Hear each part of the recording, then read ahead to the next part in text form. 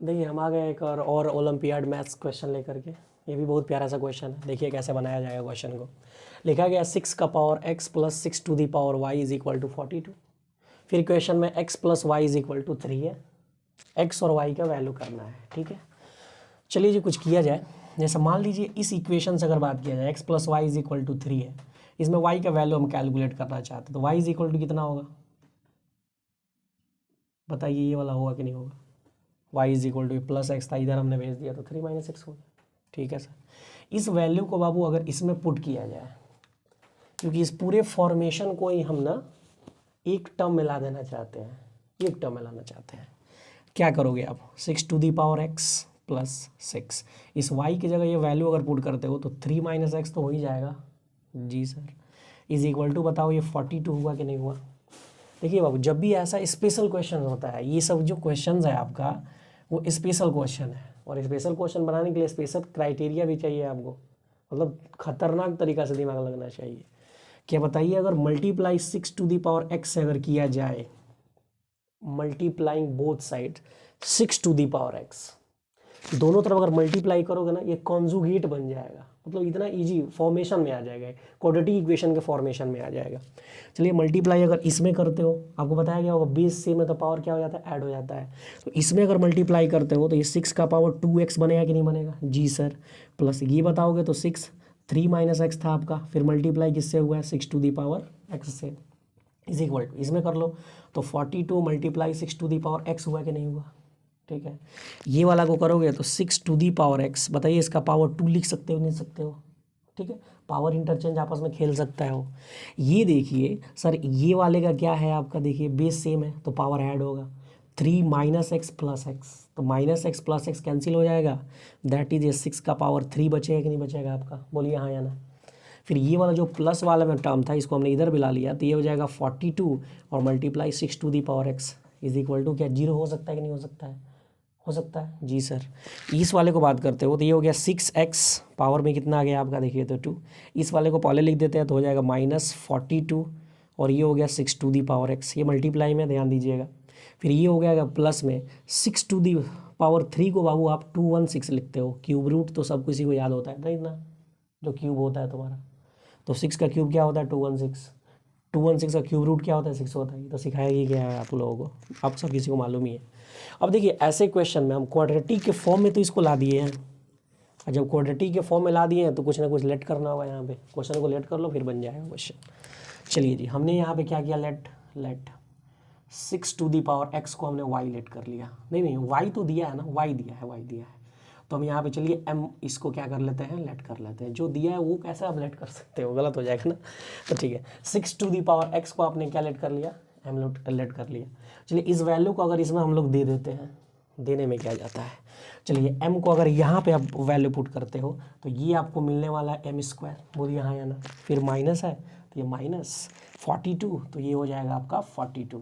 बताइए 6 to the power x है कि नहीं है, तो 6 टू दी पावर x को आप यहीं तो m लेट किए हो तो m हो गया, अब प्लस में यहाँ पे बात करोगे तो ये हो जाएगा 216 इज इक्वल टू 0 हो जाएगा, बोलो कोई दिक्कत नहीं है। फिर यहाँ पे आप देखिए अभी इसको ही बनाने का 2-3 तरीका है, बता सकते हो, स्प्लिट करो, फैक्टराइज करो, या आप आ जाओ क्वाड्रेटिक फार्मूला से। स्प्लिट करना सिंपल है, यहाँ पे देखिए 216 जो है 216, अच्छा फैक्टराइजेशन कर लो, तो फैक्टराइजेशन करोगे 216 का तो 36 और 6 के फॉर्म में जा सकता है, ऐड करेंगे तो ये वाला आ जाएगा, गुड। तो आप यहाँ बोल सकते हो m², ठीक। यहाँ पे क्या हो जाएगा आपका -36m और -6m, दोनों को ऐड करोगे तो -42 का m हो जाएगा, और फिर माइनस माइनस प्लस मर गया, यहाँ पे प्लस आया देखो, 36 में 6 से मल्टीप्लाई करोगे 216 होता है। क्राइटेरिया दोनों फॉलो होना चाहिए तभी तो स्प्लिट होता है। अब प्लस में बताओ यहाँ पे हो गया 216 इज इक्वल टू कितना आ गया 0। बताइए इन दोनों में से क्या कॉमन हो सकता है, आपका m कॉमन हो सकता है, तो कितना आ जाएगा यहाँ पे m-36 हुआ कि नहीं हुआ जी सर। यहाँ से अगर कॉमन करते हो -6 तो ये भी हो जाएगा m-36। अगर ये दोनों पेयर सेम हो रहा है मतलब आप सही बना रहे हो, तो m-36 को अगर आप बाहर बुला लेते हो अपने घर में तो ये बताओ m-6 हुआ कि नहीं हुआ, इज इक्वल टू 0। एक बार इसको अगर 0 करते हो तो m इज इक्वल टू 36 मिलेगा आपको, एक बार इसको 0 कर दोगे तो 6 मिलेगा। देखो क्या आपको क्वेश्चन में m पूछा गया था क्या, एकदम नहीं पूछा गया था, आपसे x y क्वेश्चन में पूछा गया, ठीक है। क्या ये वाला वैल्यू यहाँ पे पुट करेंगे तो कुछ ना कुछ आंसर तो बना के देगा ही वो, ठीक है। आप करते हो क्या कि m इज इक्वल टू 36 जब लिया जाए, m इज इक्वल टू 36 क्या था आपका 6 का power x is equal to m का वैल्यू हम क्या ले रहे हैं यहाँ पे 36 कि बताओ ये 6 का power x is equal to 36 को क्या लिख सकते हो आप, क्या 6 का पावर 2 लिख सकते हो क्या। अब बेस के जब इक्वल हो तो पावर के इक्वल होता है, कहानी समझिएगा।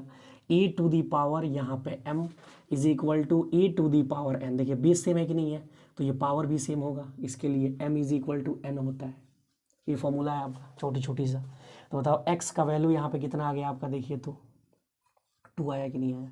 चलिए दूसरे बार रखते हैं कि m इज इक्वल टू, जब आपको क्या रखा जाए यहाँ पे 6 रखा जाए, तो m इज इक्वल टू 6 रखोगे तो 6 का पावर x तो यहाँ पे था ही ना आपका, तो 6 का power x is equal to m का वैल्यू क्या रखना है आपको 6 लेना है 6। क्या बताइए इसका पावर 1 है कि नहीं है, तो x का एक वैल्यू कितना आ गया, देखिए तो यहाँ पे 1 आ गया। ठीक है सर, जब भी क्वाड्रेटिक का बना रहे हो तो पावर 2 है जब, तो उसका आंसर 2 को आएगा ही आएगा, चाहे कुछ भी स्थिति हो आंसर 2 ही आएगा। ठीक, अगर अब आपको क्या करना था, x का तो वैल्यू पता चल गया, और जब x मान लीजिए आ गया है तो y तो यहाँ से आ जाएगा आपका, दिमाग लगाइए आप। तो मान लीजिए x का वैल्यू यहाँ पे आप लिख रहे if x is equal to 2, x is equal to 2 यहाँ पे पुट कीजिए आप, तो y is equal to 3 minus x होता है। ठीक है सर, तो y इज इक्वल टू हो गया 3 माइनस 2, तो y का वैल्यू 1 आ गया आपका, 1 आया कि नहीं आया, जी सर पक्का आया। अपॉन बात कर लेते हैं, फिर अगर मान लीजिए यहाँ पे if x is equal to 1, x का वैल्यू आप 1 ले लो, तो 1 ले लोगे तो यहाँ पुट करो तो y इज इक्वल टू कितना आता है आपका 3 माइनस एक्स, ये हो जाएगा y is equal to 3 minus 1, तो y का वैल्यू कितना आ रहा है आपका, देखिए तो 2 आ रहा है। मतलब कहानी ख़त्म है कि x का वैल्यू क्या क्या आ रहा है, देख लीजिए यहाँ पे, तो 1 और 2 आ रहा है, और y का वैल्यू कितना आ रहा है आपका, तो y का वैल्यू अगर यहाँ पे 1 लेते हैं तो इसका वैल्यू 2 और कितना आ रहा है आपका 1 आ रहा है, यही तो आ रहा है जी। ठीक है, तो ये क्या है आपका आंसर है, और ऐसे आंसर को ये आंसर होगा था आपका। तो ऐसे क्वेश्चन को बनाते रहेंगे हम, फिर मिलेंगे इससे भी बढ़िया क्वेश्चन को लेकर के जो ओलंपियाड से रिलेटेड होगा और मतलब लेवल का क्वेश्चन होगा एकदम बढ़िया पर हम लोग क्वेश्चन को बनाते चलेंगे और सीखते चलेंगे लोग।